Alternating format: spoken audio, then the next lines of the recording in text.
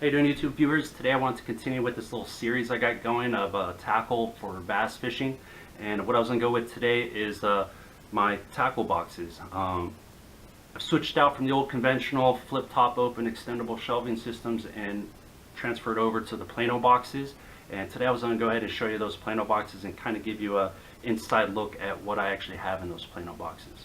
So the first one we'll start off with is my bank fishing tackle box. If you see my terminal tackle video, we've got a brief view of this one here. This one here is nothing more than I have my terminal tackle on this side. I got some loose baits in there underneath that.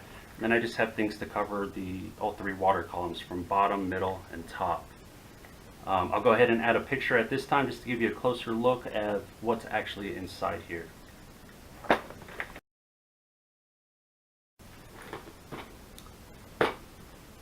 So that box there is just my bank fishing box. Basically I just carried in a backpack. I'll have that for hard baits, for jigs, spinner baits, crank baits, top water, things like that. And then miscellaneous plastics within that backpack, and that'll be all I'll pretty much take for my bank fishing. Now as far as fishing for my kayak. So I almost carry all these. So if I'm going to a new body of water or fishing conditions that I'm not, that I'm not really prepared for, this is what I would bring max as far as Plano tackle boxes. So the first one here is a 3500 series Plano box. And that one there just has all my actual spoons, my jigging spoons, casting spoons, stuff like that. And then I also have here in the center row a bunch of different inline spinners.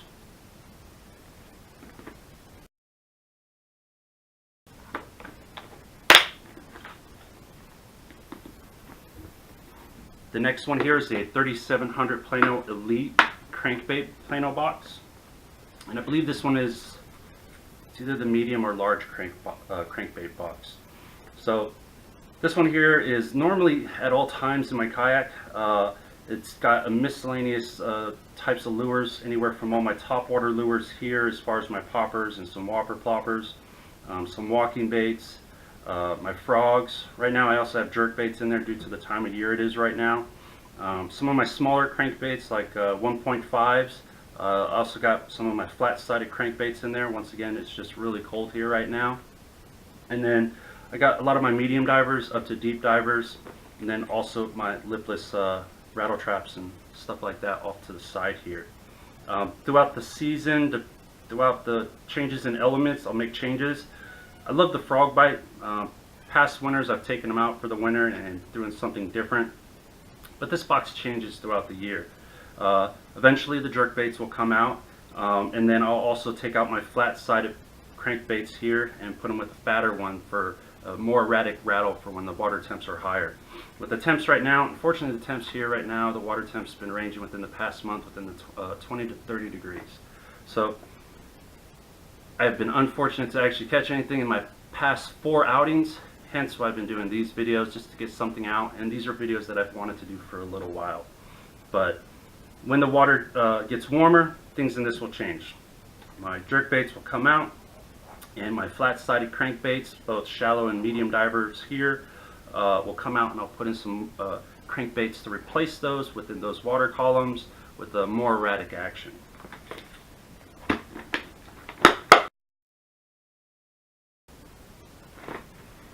So if you're getting the picture, 3700 Plano size is the size I like to go with in my kayak. I have your typical milk crate, other than it's a little bit larger than your typical size milk crate. If you want to know more about that, if you check out my Native Slayer Propel review opinion video, something like that, I actually give the actual dimensions to my milk crate. They're a little bit harder to come by. But this one here carries all my jigs. So I have my assortment of jigs in here.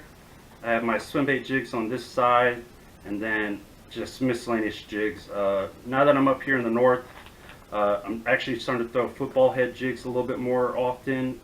Before I was throwing primarily punching rigs. just because the bottoms down in the south, it seems like, was always covered in some sort of grass or just miscellaneous junk that the football heads seemed to get caught up a little bit more on. Now granted, there were spots out there in the south I could throw the football head, it's just I never really found any fish there personally myself. But this one here carries all my jig assortments, whether they're for fishing the bottom, miscellaneous structure, or my swim jigs, and then I carry a small selection of trailers in here as well as in my kayak.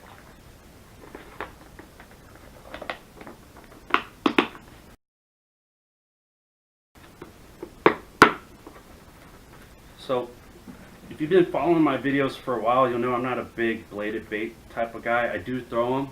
I definitely like throwing bladed baits in rivers, and I do throw them on occasion on the lakes, reservoirs, and ponds. Just for some reason, I don't know. I can't explain it. I don't know why I don't really like to throw them. But I went with an actual Plano 3700 Elite. This one is primarily a spinnerbait box.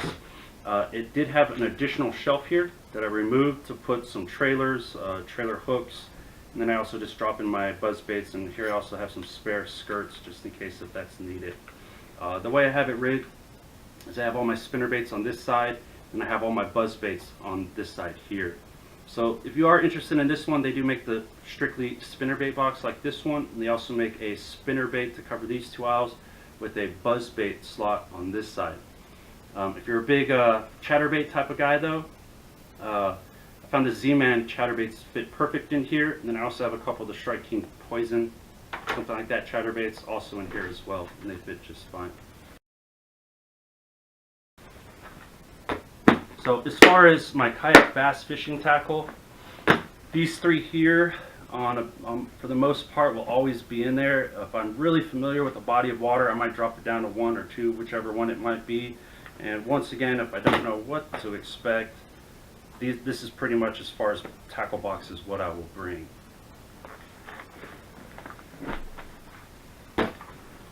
This box here is a 3600 Plano box, and this one here is my night box. So when I do bass fishing at night, I've done some KBF one night stand tournaments. I only have 2 videos, they're not the greatest. I haven't got the lighting down yet for those, but I think I've done like 4 or 5 night tournaments. I dummy it down. Black is the primary color I use, and then obviously variants of that, whether it be black and blue, black emerald, black and chartreuse. But for my night bass fishing, this will be the only tackle box other than like a terminal box. But I have miscellaneous jigs, swim jigs, chatterbaits, my frogs, my topwater walking baits, river to sea Whopper, Plopper, all my moon talkers. I'm a big fan of the BooYah spinner baits with a big Colorado blade. I got a buzz bait here, and I got a couple more buzz baits in here that are just too big to fit here.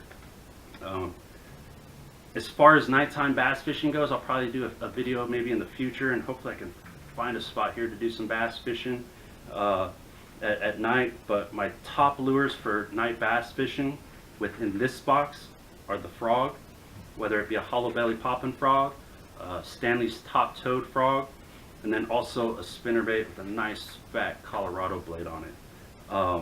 The third lure that I like to use is a Zoom old monster worm and a black emerald.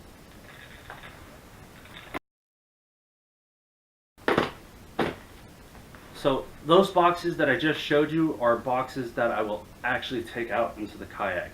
I won't take any more than those there. It could be as much as the 4 boxes being 3 boxes plus the smaller one for my spoons, or just the 1 box for my nighttime bass fishing. Now the next boxes I'm about to show you are boxes that I leave at home to replenish those boxes as I lose a bait, or if I'm at a water that now is carrying trout, I might want to start putting trout lures into there rather than shad, or vice versa, whatever the case might be.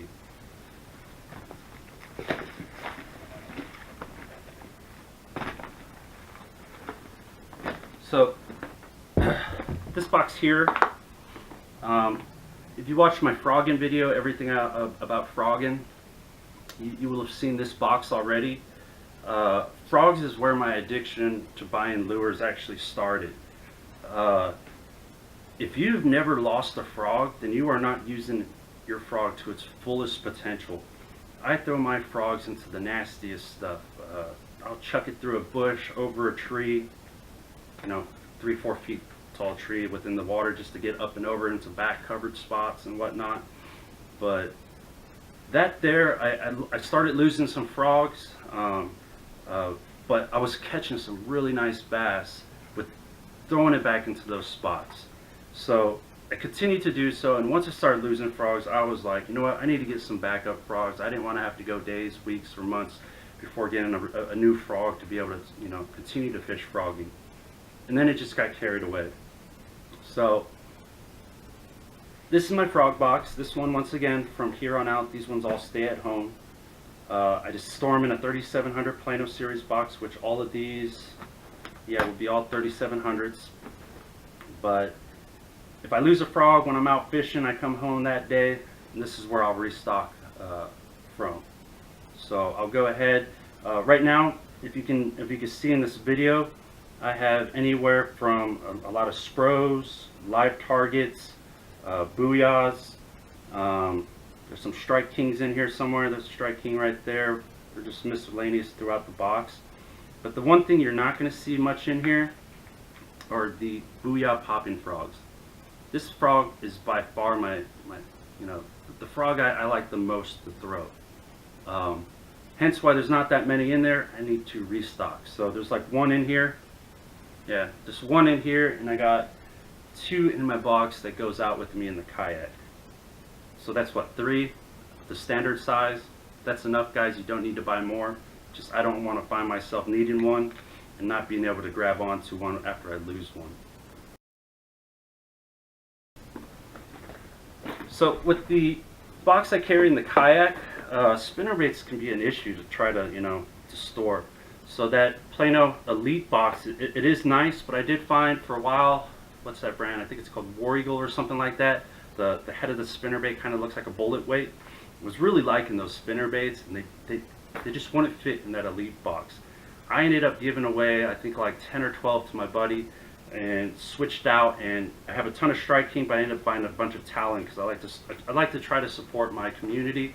And Talon was a brand down there in Louisiana, somewhere near Toledo Bend is where he makes these lures. But I ended up buying a bunch of Talon lures. And the majority of those are in my actual box that I take out in the water. But this is how I store my access spinnerbaits or bladed baits. So I have some chatterbaits up here and just miscellaneous spinnerbaits throughout this box here.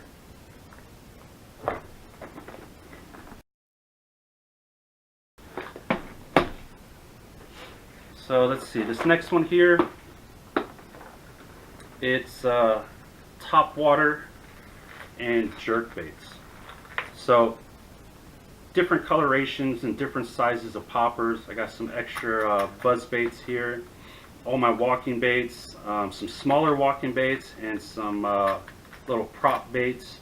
And then when you drop down into the bottom, it's all my jerk baits. Different size jerk baits, your double treble up to your triple treble jerk baits, and then I also got my extra Whopper ploppers just thrown in there.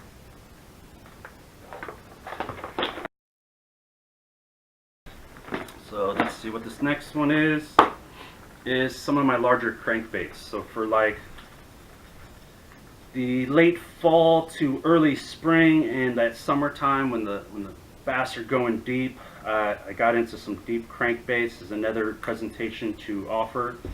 And I got a lot of my 6XDs. Actually, these are bigger, I believe. Yeah, these are the 10XDs here, 6XDs, and then these are just miscellaneous XDs, some DDs from Rapala, whatever it's called. And then I also got my 2.5 square bills in here.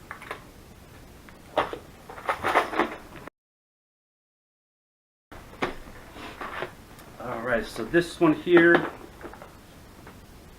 what are they? 1.0s. I got my 1.0s from Strike King. There was one pond I really liked to fish on Fort Polk. It was Bob Warrior, something like that.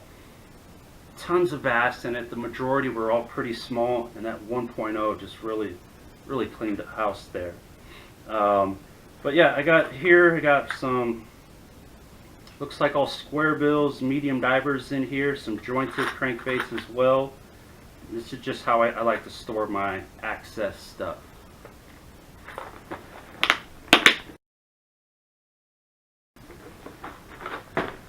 Okay, this one here is the last one.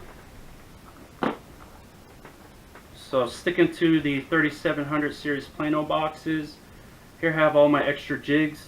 Let's see, what do we got? We got swim baits here on this side, and then by weight I have like your 3/16 to like 1/4 ounce here, that like 3/8 range here, and then also like 1/2 ounce, 5/8, stuff like that.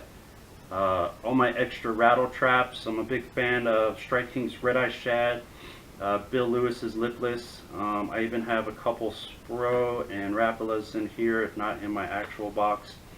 And then also got some Spro and some of the Spro hair jigs, and also the underspin ones here.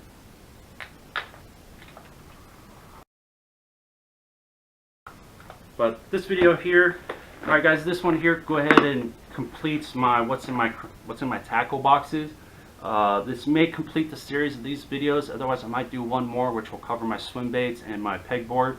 Never had a pegboard before until I got to this house here, and man, it is the devil.